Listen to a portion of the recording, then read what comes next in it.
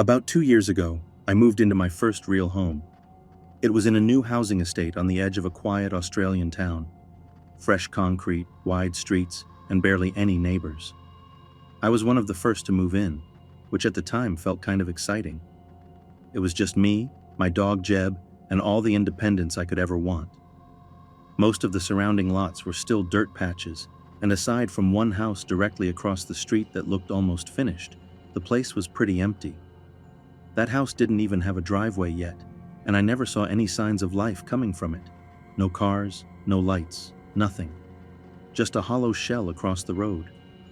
A little way down from my place, there was this weird hill sitting on council-owned land. Huge, fenced off, and completely off limits. No one was allowed to build on it, and apparently, no one was even supposed to go near it. I never understood why, but I also didn't care enough to find out. It just loomed there like a forbidden backdrop. The only other real landmark in the area was this old, abandoned farmhouse a few kilometers away. It was totally falling apart, but I used to walk there with Jeb just to explore. There was something cool about having all that emptiness around me. But then, about a month or so after I moved in, things started getting weird. One morning, just before sunrise, I woke up to the sound of a violin. Not a happy, energetic tune. This was slow, almost mournful. It echoed faintly in the distance. Honestly, I thought it was kind of beautiful at first. I assumed the house across the street had finally gotten new tenants, and maybe one of them played.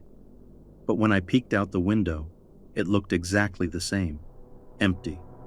Still, I figured it was nothing, until it happened again, and again. Every couple of days I'd hear that same violin, always early in the morning. It would only last for maybe 30 to 45 seconds, then stop like it had never happened. Eventually, curiosity got the better of me. One morning, as soon as I heard the music, I jumped out of bed, threw on my robe, and stepped outside. The air was chilly, the sky barely lit. That's when I saw something, or someone, up on that hill. There was a figure, tall, thin. They were slowly turning in a circle while playing, like they were dancing. It was surreal. I blinked and turned for a second to grab the paper off the driveway.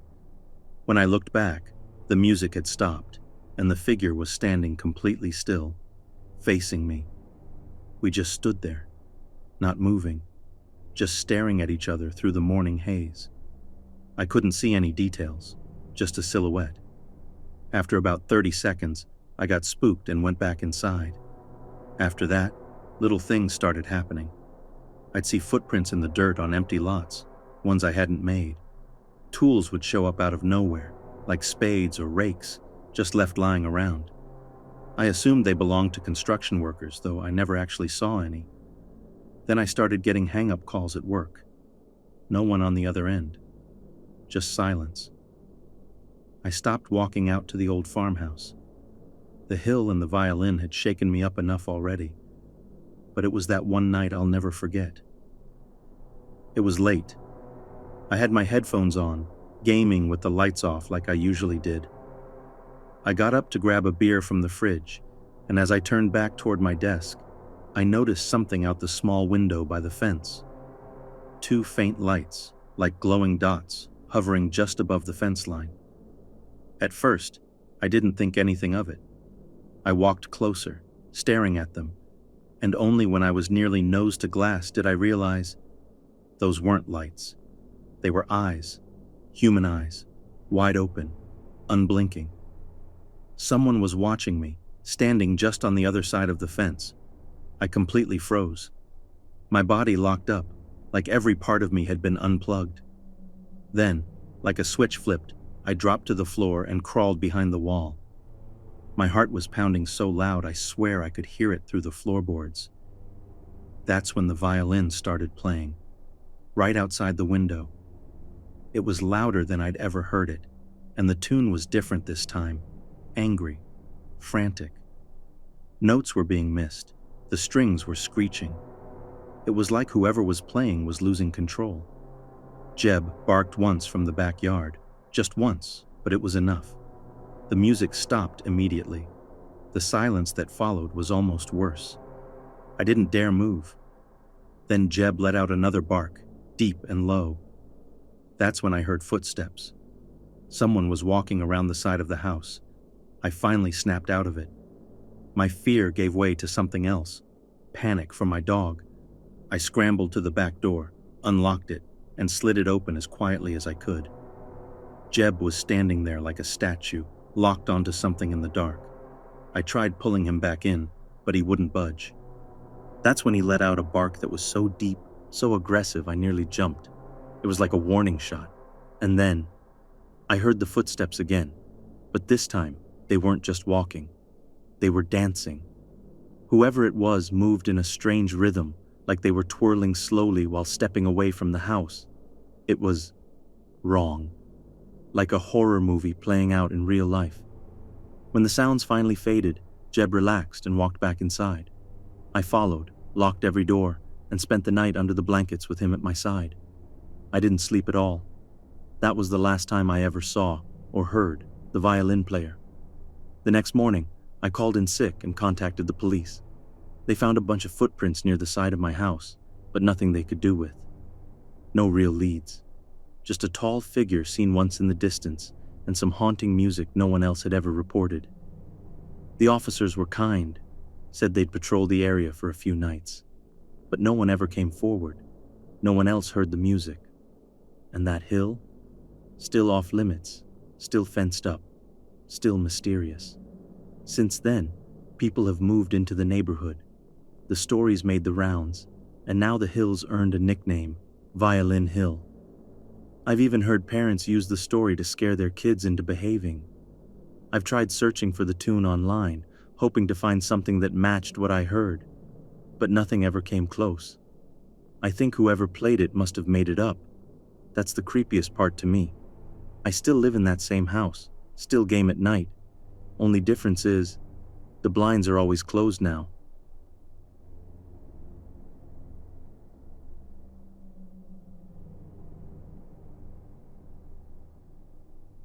A few years ago, I was living alone in a rental house in Northern California, tucked just outside the suburbs.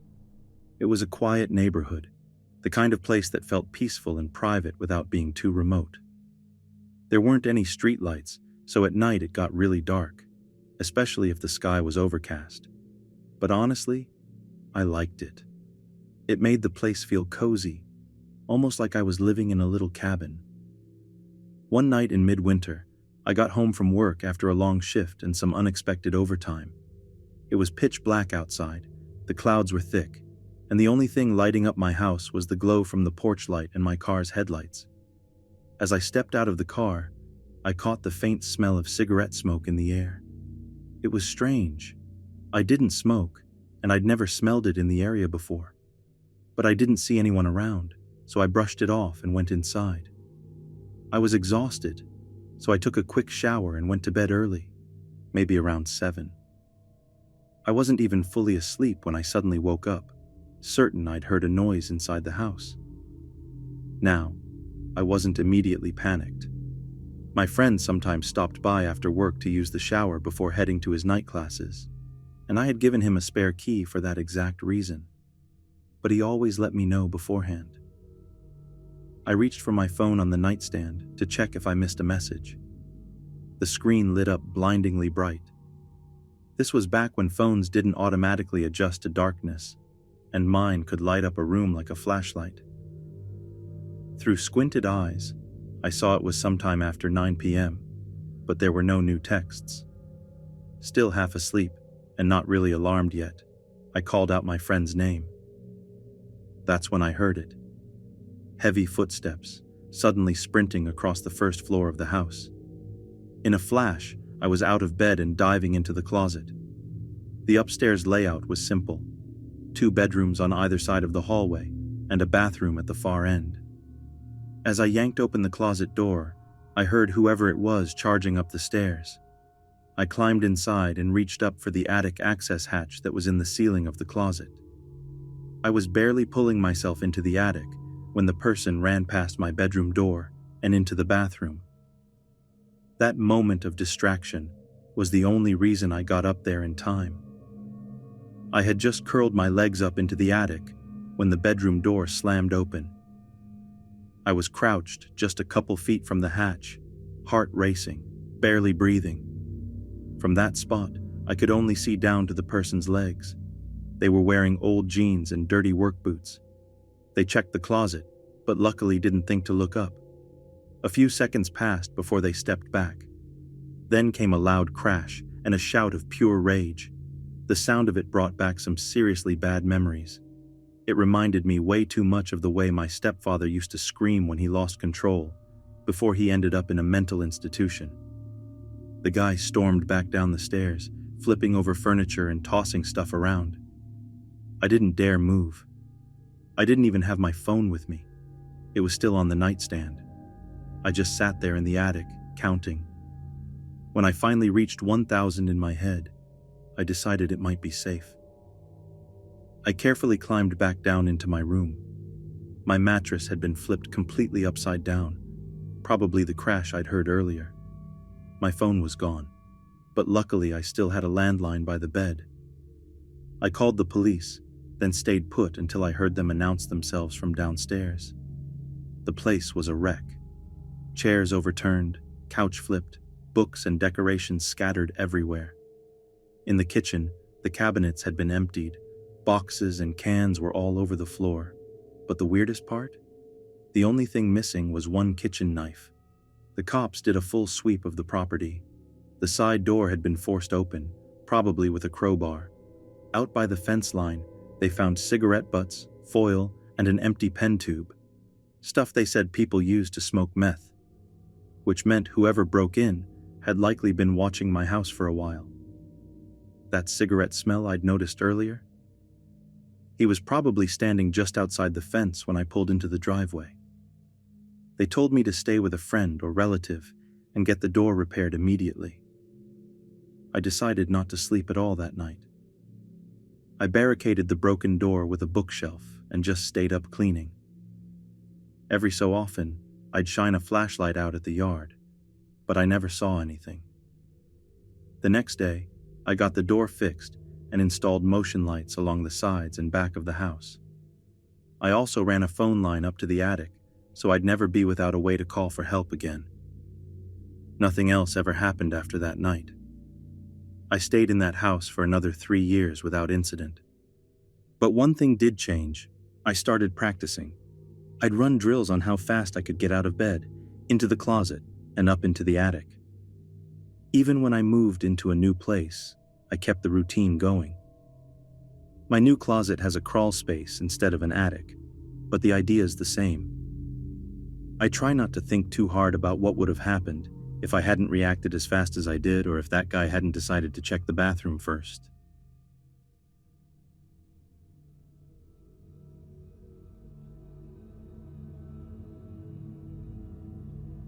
This happened back in 2013 when I was 17.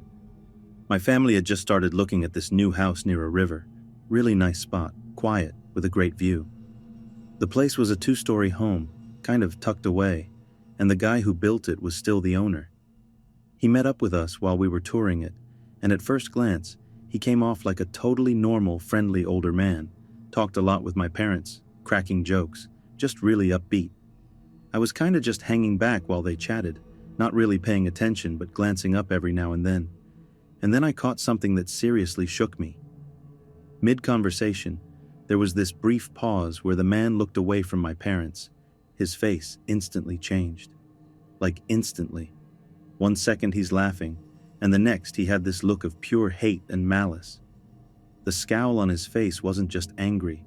It was dark and hateful, almost like a totally different person. He didn't even notice me watching. Probably thought I was looking at my phone. But then he turned back to my parents, and bam, smiling again like nothing ever happened. That image stuck with me. It creeped me out so bad I told my mom about it. She agreed it was strange, but brushed it off, said maybe he was just socially awkward or something. Anyway, we ended up buying the house. Fast forward a week or so after we moved in. It was a Sunday morning, and my family decided to go to church. I didn't feel like going, so they left me home alone. It was around 11 a.m. when I started hearing this loud banging coming from the side of the house. I was upstairs, on the opposite side, and it was storming out, so at first I chalked it up to wind or something hitting the side paneling. But this banging had a rhythm to it, like it was being done on purpose. It lasted for maybe 5 minutes, then stopped. I shrugged it off, until about 10 minutes later. That's when I started hearing noises inside the house. Footsteps on the first floor, furniture being moved, the sound of kitchen drawers opening. I even heard the fridge door creak open. That's when it hit me.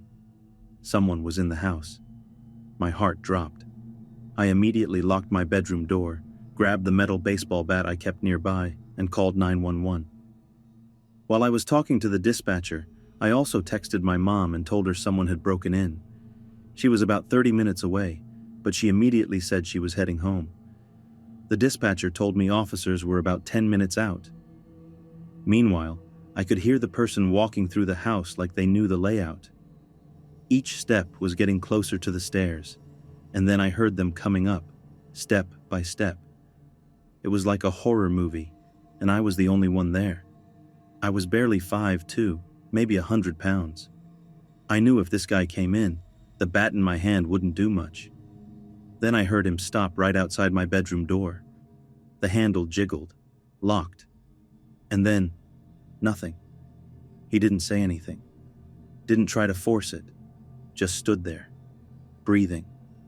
I could hear him breathing through the door. It couldn't have lasted more than 10 seconds, but it felt like a lifetime. Then he turned and walked away. I heard him go down the stairs, then the back door opened and shut. A few minutes later, the police pulled up. The dispatcher asked if I could go down and let them in, or if they needed to break the door. Since I hadn't heard anything else, I went downstairs and let them in myself. They searched the whole house. No signs of forced entry, no broken windows, nothing stolen, just empty. My mom got there a few minutes later. First thing she did was look at my stepdad and ask, "You changed the locks already, right?" He hadn't. That was when I really started to freak out. But then came the part that really confirmed everything I experienced. My mom had just vacuumed the upstairs hallway the night before. You could see fresh shoe prints in the carpet, big ones, way too big to belong to anyone in our family. And the weirdest part? They stopped right outside my bedroom door. The cops hadn't even gone upstairs yet, so we knew it wasn't them. The guy who sold us the house, he died about a year after that. I don't know what happened to him. We never talked to him again after we moved in. But I always wondered if he still had a key, if maybe he'd been in that house before, after he sold it, or maybe he never really let it go. So yeah, please, if you ever move into a new place, change the locks.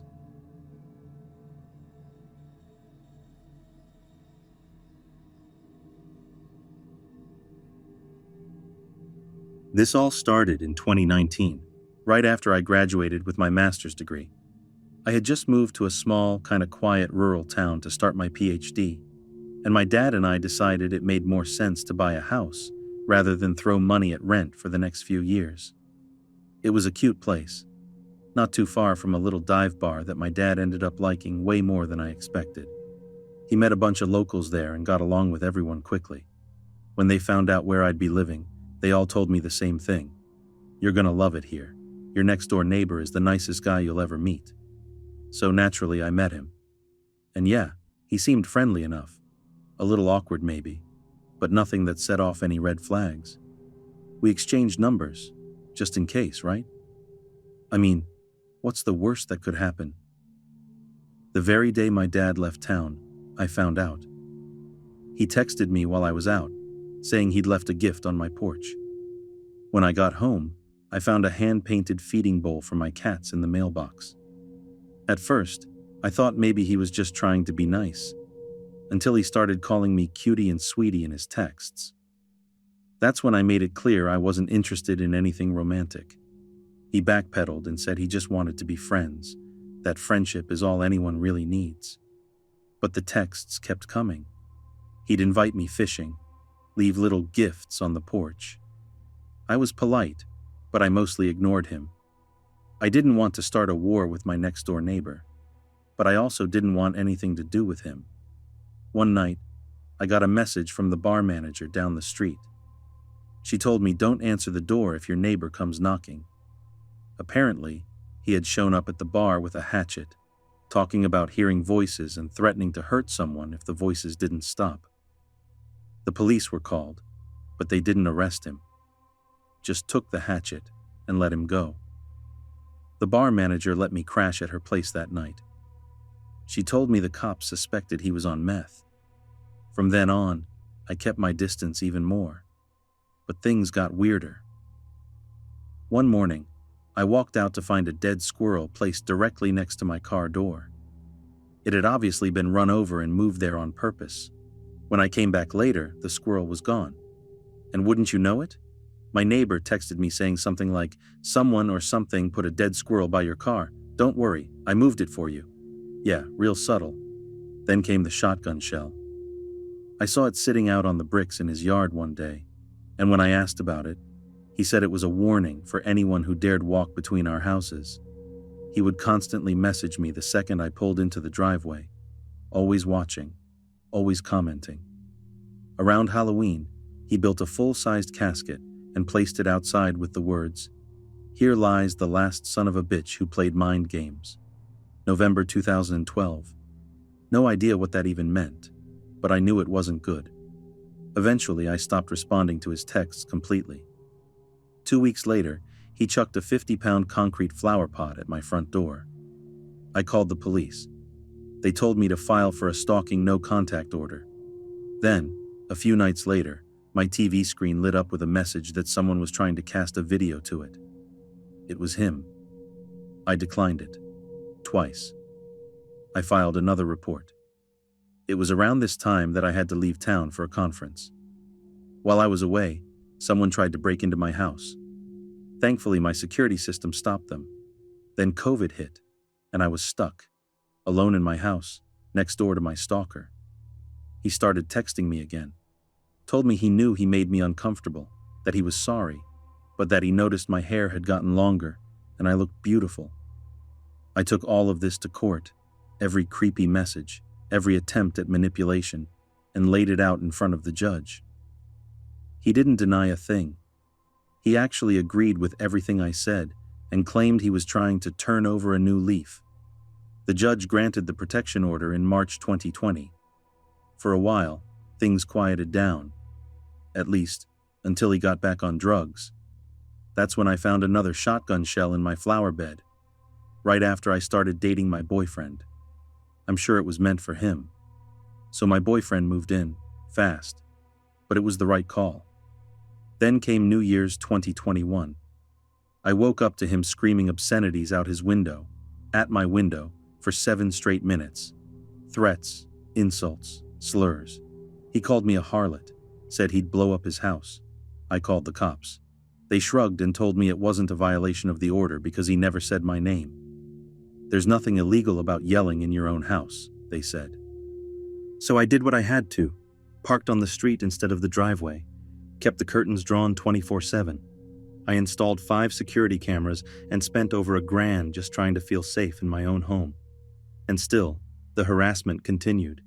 He'd yell nonsense in the yard, talk to people who weren't there. One day he shouted, "I have Cheerios on my necklace." Another day it was, "I'll put my penis in your butt." I wish I were making that up. Just last week I heard him screaming, "Someone's gonna die over this sweatshirt. And how about I get my shotgun?" I called the cops, again. They gave him a citation for disturbing the peace. That's it. And last night, he started sawing down his own privacy fence, horizontally, at 1 a.m. outside my bedroom window. Now his fence barely covers anything, and the one piece of comfort I had, knowing I could go in my backyard without him watching, is gone. I'm exhausted. I'm angry. I'm tired of pretending like I'm not scared in my own home. My boyfriend and I are doing everything we can to save up and move, but I'm a PhD student with 4 cats and not a lot of money. Renting isn't an option with that many animals. My dad's agreed to co-sign a new mortgage, and I've picked up a second job. We're close, but until then, I'm stuck. All I want is a safe place to live. Somewhere I don't have to worry about my neighbor throwing concrete pots at my door, or trying to break in, or screaming death threats at 1 a.m. Somewhere I don't have to live in fear. So yeah, I'm just venting. But if you're listening, please take stalking seriously. Please trust your gut. And if someone gives you a weird vibe, don't wait to set boundaries. I sure wish I had sooner.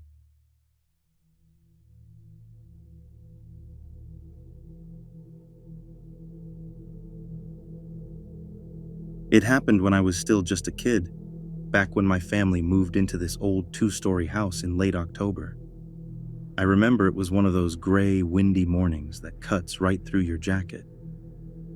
We were excited to start fresh, even though the house itself had this eerie vibe I couldn't quite put my finger on.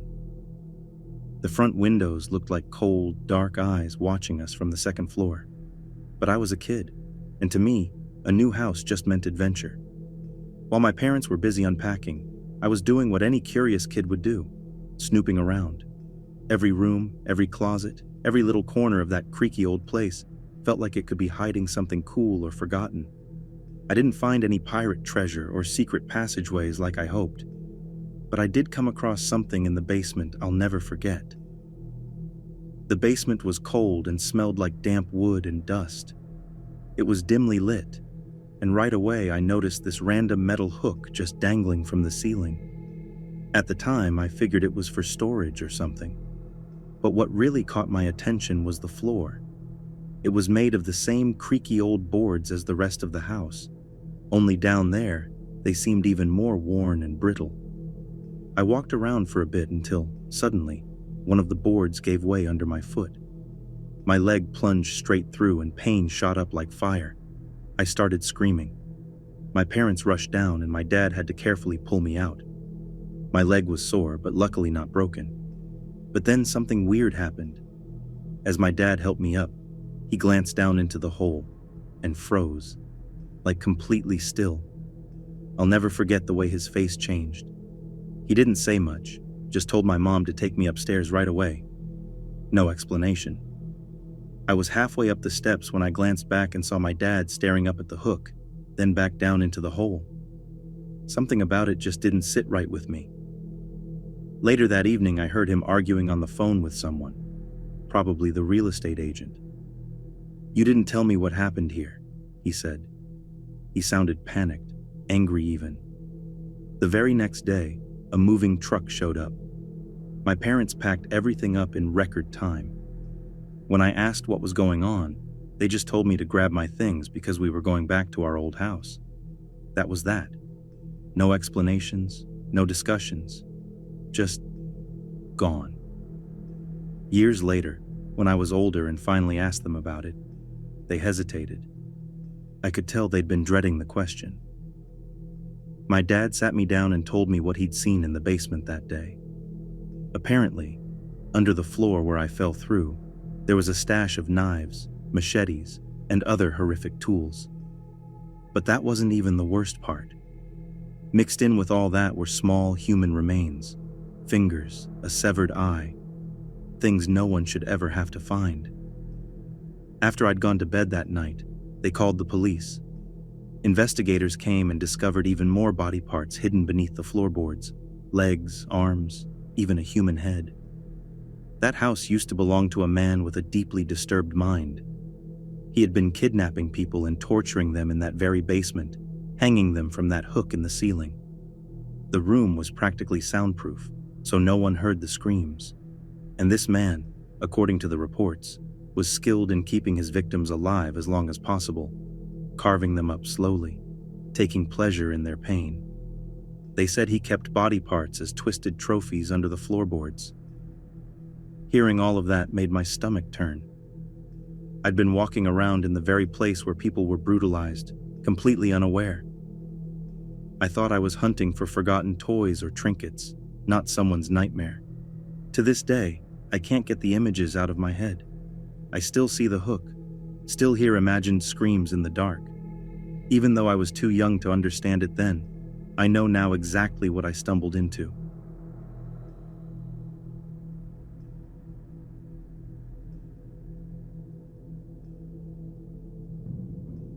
This all started when I first moved into a new place back in the summer of 2019. I had just started a new job working night shifts at a hotel, so I was used to being up during the hours most people were asleep. The living situation was kind of unique. I lived with my landlord, her elderly mom, and my best friend Daisy. The house was in a quiet residential area, not too far from a busy intersection marked by a stop sign that cars would constantly idle at, especially late at night. Because street parking was a nightmare, my landlord, who'd lived there her entire life and knew pretty much everyone on the block, let me park across the street in the empty driveway of a vacant house. It was perfect, because when I parked, I could see our front porch in my rearview mirror. Now, Daisy and I were super close.